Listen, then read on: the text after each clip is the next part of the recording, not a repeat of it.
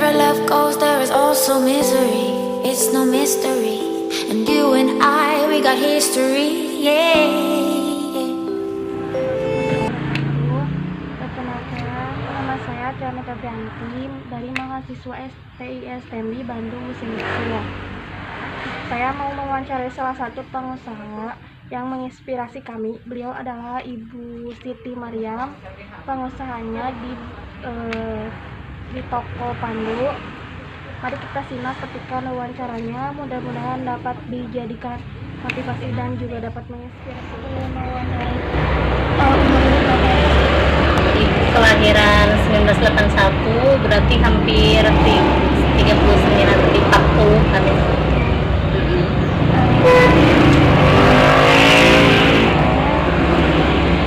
Usaha TB Toko Pandu, jadi perusahaan daerah gitunya Toko Pandu. Jenisnya usaha dari mulai kebutuhan kayak sepatu, sandal, kayak kerudung kayak gitu neng, jadi macam-macam. Alamatnya di Toko ini di alun-alun Cililin neng, Jalan Radio RT 0301, termasuk kawasan strategis lah. Jadi kalau nyari Toko Pandu, patokannya alun Cililin pasti ketemu gitu, nggak akan susah gitu. Berdiri sebetulnya mah sebelum di sini, jadi sebelum mulai toko ini emang udah kita udah jualan, tapi jualannya jenisnya apa sih, masih pasar tuh pasar gitu ya. Kalau yang di sini banget mah, di sini udah mulai toko mah dari 2010, berarti sekarang teh mau 10 tahunan berdirinya gitu. berapa karyawan? Karyawan biasanya relatif tergantung situasi, fleksibel ya, tergantung situasi dan kondisi. Terkecuali kalau mau apa sih, momen-momen tertentu, apalagi kalau lebaran, bisa kisaran sampai 7-8 karyawan. Usaha sendiri atau Oh, di sini alhamdulillah kalau usahanya mah ini usaha sendiri, usaha keluarga itu, usaha sendiri di sini mah gitu neng. Jenisnya cuman kita belum punya cabang di lain lagi, masih baru Toko Pandu masih di alun Cililin, baru satu ini aja, belum buka cabang lagi. kenapa tertarik dengan Kebetulan rumahnya tertarik tuh pertamanya mah karena ikut bantu suami ke apa sih, membantu ekonomi keluarga. Pas kebetulan ternyata berdagang teh sesuatu hal anu menarik, terus nya sudah seluruh oge nya berdagang, dari sana teh ternyata dinikmati gitu. Jadi sekarang ya alhamdulillah berkembang. Kalau sebetulnya mah usaha dulunya mah dari 2004, berarti udah hampir 16 tahun, udah lama, lumayan. Perjuangannya lumayan, proses-prosesnya gitu, dari bawah sampai punya toko ya prosesnya lumayan. berapa modal awalnya? Tahu kira-kira berapa? Modal awal sebetulnya sih usaha pengen berkembang nggak harus modal tinggi, punya tempat langsung.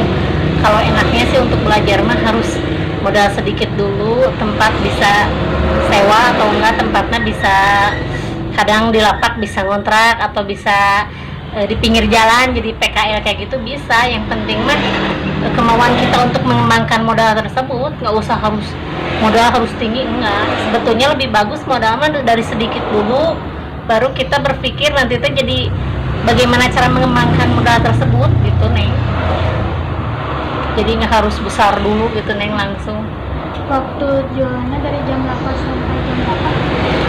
Waktu jualan ibu dari jam setengah 7 pagi sampai jam 9 malam. Itu juga fleksibel. Kalau takbiran kita bisa sampai jam 12 malam. Tengah malam masih kene ini buka.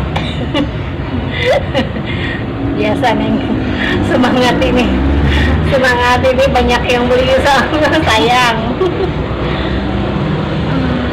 Langkah apa saja yang dilakukan untuk penarik pelanggan? Langkah fleksibel sih ya, langkah mah pertamanya kita kalau ibu mah cerewet gitu ya, banyak menjelaskan produk barang. Jadi kadang sistemnya gimana caranya orang teh asalnya mau beli satu macam, tapi kita ditawari bisa jadi 5 macam. Nah itu tantangan ya, kadang merayunya maksudnya ya. Intinya mah kita harus ramah, terus harus apa ya, jadi ke pembeli teh kayak teman kita, bukan kayak pembeli yang apa sih memperlakukannya jadi welcome gitu. Seperti itulah Neng, jadi jangan jutek Neng. Kalau jadi pedagang. Berapa harga barang yang dijual? Harga barang fleksibel dari yang paling murah 5.000 sampai dengan 2 juta. Terus Berapa kira-kira omset per harinya atau berapa barang yang dijual setiap harinya? kalau omset relatif sih, kalau omset nilainya dari per hari ya, fleksibel sih dari kisaran gimana situasi. Kalau hari-hari biasa kisaran 500-an lah bisa, kalau paling ininya itu paling sepinya. Kalau ramenya ya mau takbiran bisa sampai puluhan lah. Berapa persen keuntungan yang didapat untuk setiap barang? Persenan itu juga kalau pedagang mah fleksibel juga, jadi enggak setiap barang ini pasti 5% semua, enggak. Jadi kalau kita mah gimana caranya, kan sistemnya tawar-menawar. Jadi kalau kita keuntungan sedikit ambil, keuntungan banyak apalagi. Nah itu kayak usahakannya keuntungannya banyak, yang sedikit terus gitu Neng. Jadi itu mah fleksibel juga, soalnya kita sistemnya tawar-menawar, enggak sistem bandrol. Kalau sistem bandrol barang-barang tertentu, kalau sistem tawar-menawar kayak sejenis baju kayak gitu kan bisa ditawar gitu. Ya itu juga kalau gimana penawaran, kalau kira-kira barangnya ini keuntungannya udah ada, ya kita kasih, mau sedikit mau banyak juga. Yang penting mah nggak rugi lah Neng, yang penting mah itu. Apa kelebihan produk yang dijual dengan produk lain?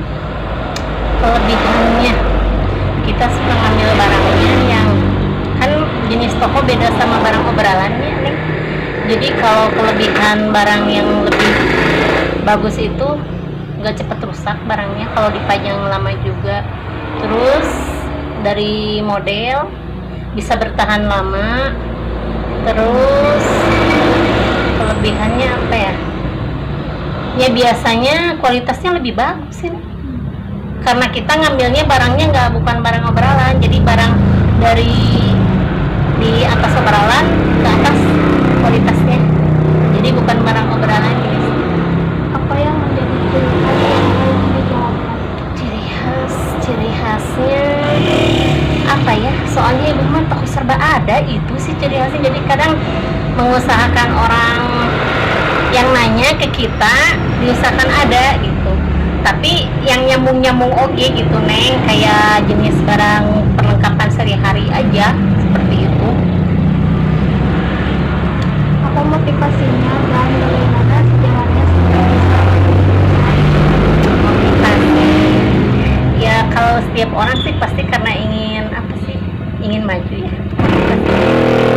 Terus intinya mah karena apa ya, karena kita kan jenisnya wira swasta, emang mungkin kita mah emang basicnya tuh jadi seneng dagang. Kebetulan saya ikut suami keluarganya lingkungannya pedagang. Terus saya kebetulan orang Tasik juga, jadi kan capna orang Tasik teh pasti wah ini mah udah ahli dagang, padahal belum tentu ya. Tapi alhamdulillah karena apa sih, gabung ikut suami berdagang, ternyata menikmati, ya alhamdulillah sampai sekarang bisa berkembang. apa saja kendala yang dihadapi? Banyak sih Neng, kadang barang-barang tertentu bisa, kadang sebelum dijual malah bisa rusak di kita, bisa. Terus kadang suka ada apa ya, kayak barang yang hilang, suka ada di toko gitu, kayak ada yang ngambil kayak gitu. Itu mah udah resiko sih sebetulnya mah ya, pasti. Terus suka ada barang-barang yang cacat jenisnya, yaitu mah resik yang nggak bisa diretur, yaitu mah kerugian kita sebagai pembeli udah gitu. Ya itu resiko kita oke sih, jadi termasuk kerugian bagi toko sebetulnya. Motivasi atau tips apa saja sehingga usahanya dapat eksis bahkan maju sampai sekarang ini? Ya pantang menyerah sih dalam segala cuaca maupun gara pandemi atau apa gitu ya. Kalau untuk pedagang ya berusahalah, intinya mah harus kita harus selalu di Allahnya, harus selalu berusaha oke, berdoa juga, terus emang kita harus berkreativitas oke ya. Jadi kadang harus apa ya, dalam segi apa sih, emang sih kita persaingannya sama online juga ya, tapi insya Allah yang penting mah kadang di daerah kan ibu sebetulnya di sini daerah pesisian masih kene nggak terlalu online banget gitu ya Neng. Jadi orang teh masih pengen nyoba dulu atau gimana gitu. Ya banyak ininya lah sebetulnya mah, apa ya yang harus kita, jadi ini pola pikirnya harus terus berkembang karena emang kemajuan zaman juga beda gitu Neng. Ya kita mah berusaha sebaik mungkin lah Neng, yang penting mah mengimbangi gitu Neng, yang penting mah itu aja. Apalagi Neng banyak.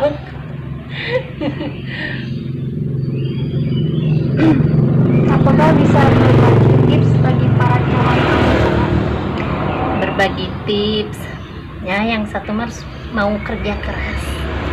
Kalau ibu lihat sekarang anak-anak sekarang untuk kerja kerasnya lebih ditingkatkan, harus mau kerja keras itu, harus pantang menyerah, jangan mengutamakan yang enggak dulu gitu Nek. Maksudnya kadang kita baru mulai usaha kecil-kecilan udah punya apa sih, udah punya keuntungan, kadang sama kita nggak dipakai buat mengembangkan usaha, malah dipakai buat yang lain-lain dulu. Nah itu sebetulnya itu godaannya gitu ya. Jadi emang harusnya apa sih, harus konsisten sih kalau berdagang. Jadi kita berdagang pengen maju, kita harus konsisten usaha, konsisten waktu, terus kita harus ini aja. Jadi dagang juga harus konsisten, jangan buka tutup kan orang juga jadi gimana mau punya apa sih langganan gitu. Tapi kalau kita nggak konsisten juga, jadi konsisten segala rupanya, konsisten waktu dagangnya, konsisten kita berdagangnya, terus kita harus konsisten dalam segi barang juga harus bagus banyak. Terima kasih atas waktu.